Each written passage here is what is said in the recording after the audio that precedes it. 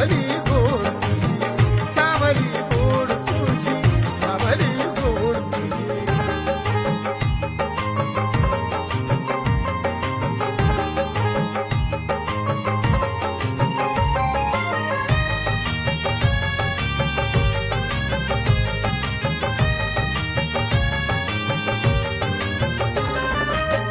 तुझ्या छायेच्या आणि मायेच्या पंखाखाली तिथे गौतम सख्याला ज्ञान प्राप्ती झाली.